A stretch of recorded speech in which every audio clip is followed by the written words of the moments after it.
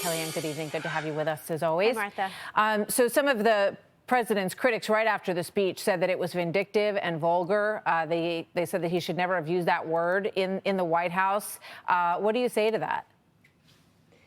Well, who can blame them? They've tried for over 3 years now to get the president instead of getting the story or getting things done on behalf of this country. First it was, let's find the 70,000 electors in those 3 states and change the election results. Then it's the 25th Amendment, it's emoluments, it's Russia, Russia, Russia for 3 years. Then it's a phone call with the Ukrainian president. And Nancy Pelosi should stop lying. She should stop pretending that there's any kind of victory in the impeachment.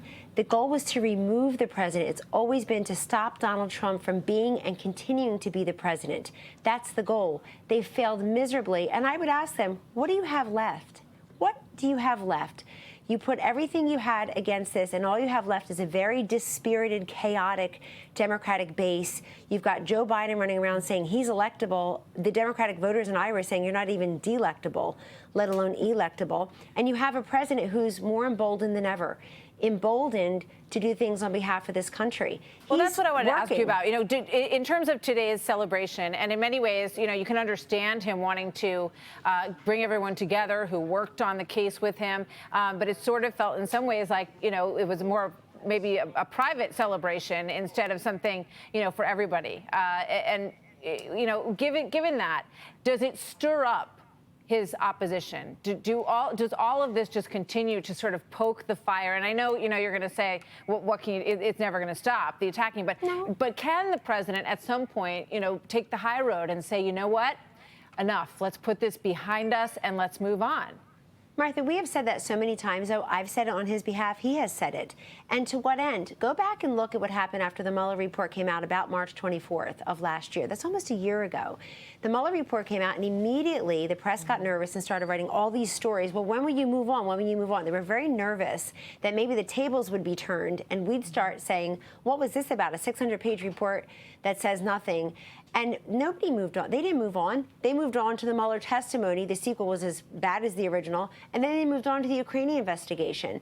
The impeachment got 77 times more coverage than the Trump economy. It certainly has gotten probably a million times more coverage than his position on school choice or his position on life. You have a president who is trying to bring the country together. Look at that speech the other night, the State of the Union address, where he is honoring the best of America. We don't have celebrities in the First Lady's box. We have a 100-year-old Tuskegee Airman and his great-grandson. We have Ellie from Missouri, who was born at 21 weeks and 6 days and is now a healthy, thriving 2-year-old.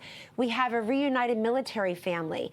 We show the best of American strength, optimism, and fortitude. I understand that, and it's important. There are numbers and that today, show Nancy that it was Pelosi, very successful with Nancy independence. Pelosi lied. She lied from the podium today. Nobody calls her out on it. She lied that Obama started it. She lied that Obama started this economic recovery. The fact is, he presided over the slowest economic recovery since World War II, and that we now have a 50-year low on unemployment, and the growth rates are through the roof. We've created over 7 million jobs. Let me ask you about that, because she lied about health care, and nobody calls her out on her lies. I want to ask you about health care, if I may, because Nancy Pelosi said that the White House wants to kill pre-existing coverage of medical conditions. So what are you doing to preserve pre-existing conditions? I'm part of the small team here that works on health care, and we've been doing it. But, you know, when Americans think about health care, Martha, they don't want to have another protracted argument about insurance. They believe that health care means preventing and curing disease and improving health outcomes. So we are working on that.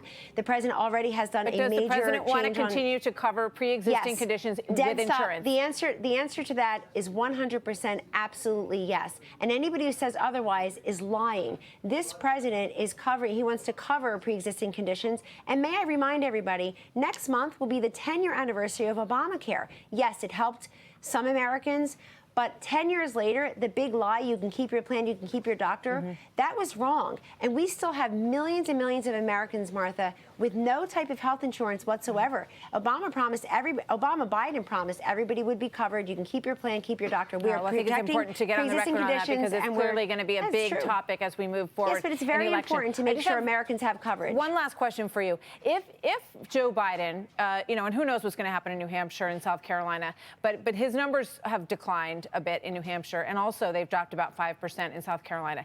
If the Biden candidacy fizzles, will the investigations continue into Biden and Burisma, or will that story go away from your perspective? Well, this president is always going to want to know that countries like Ukraine are fighting corruption, and the new Ukrainian president, who ran successfully on an anti-corruption agenda, will make good on that promise. That's been the point from the beginning. I don't think the polls and Joe Biden matter much to his fortunes. I wrote in the Washington Post a few weeks ago that this fiction of electability is not true because Donald Trump disproved that in 2016. Electricity and a focus on electoral college beats the fiction of electability any day. But I think corruption is an important thing to investigate. So those investigations, the White House would encourage those investigations. Well, first of all, the White House isn't running those investigations. That's up to other agencies and departments. I think what's most important is that we at the White House don't choose who sat on the board of Burisma, a corrupt energy company in Ukraine, and we certainly don't choose who runs on the Democratic side in 2020. I think most important question for Joe Biden, who's now known more as Hunter Biden's father than Barack Obama's vice president, is where's President Obama? Why do 3 candidates now, including Mike Bloomberg, have, and I think Elizabeth Warren, have ads narrated by Barack Obama, former President Obama? Now they're trying to run on the fact that they were close to Obama, I'm sure and he his would own vice disagree that president he's cannot get known his more as endorsement. Hunter Biden's father than the former vice president. But we'll leave it there. Kellyanne, thank you very much. Thank you, Martha. Good to see you tonight.